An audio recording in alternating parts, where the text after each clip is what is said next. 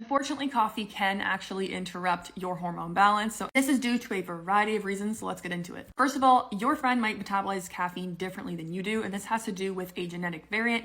So you're either a fast metabolizer or a slow one, where the slow people are going to take about 8 to 10 hours to reduce that caffeine to its half-life, whereas the fast metabolizers are going to take like 4 to 6 hours. I, for one, am a slow metabolizer. I have 1 cup of coffee and I'm done. And if I do, I have major withdrawal symptoms. This also has to do with your liver health because that's where it is getting processed. So if you are taking birth control pills, if you have alcohol, a bad diet, or are pregnant, this can also affect the metabolization of that caffeine. One of the main reasons why it can affect your hormone balance is because it stimulates your central nervous system. When you have your caffeine, this causes your adrenal glands to release adrenaline. This gives you that awakening response. In a sense, it's sort of stressing your body out. When your body's in that sympathetic fight or flight state, this increases blood flow to your muscles so you can like run away, and then decreases the blood flow to non-essential things like your ovaries and digestion. This is also why stress is so important in like regulating your cycle and important for a healthy period and fertility. Your body is really smart. So if it feels that you're in that sympathetic state and you're not in a safe place,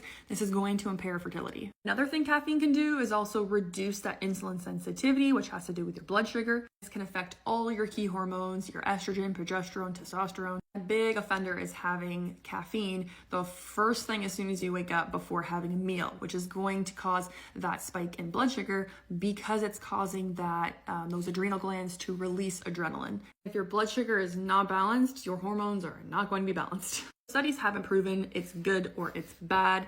And the way I approach it, it's not good or bad. It just depends on the person. If you are struggling with a hormone imbalance, you're struggling with PMS symptoms or having trouble conceive, I would probably look at your caffeine consumption. And if you feel great and your hormones are balanced, then just keep doing what you're doing. A few tips on coffee that you guys can take, and what I would recommend if you are still planning on continuing to drink it would be having a good blood sugar balancing meal in the morning before you have your coffee, waiting about 90 to 120 minutes before you have your first cup. That way you can kind of avoid those energy crashes in like the middle of the day. And sticking to about 1 to 2 max cups per day, and then finishing that like in the early afternoon. You don't really want to go in the evening because that's going to affect your sleep a lot. And some studies have shown that even if you drink it in the morning, that caffeine consumption can still affect your sleep later at night, even though you drink it at like 7 a.m. Again, this depends on the person, but do what is best for you.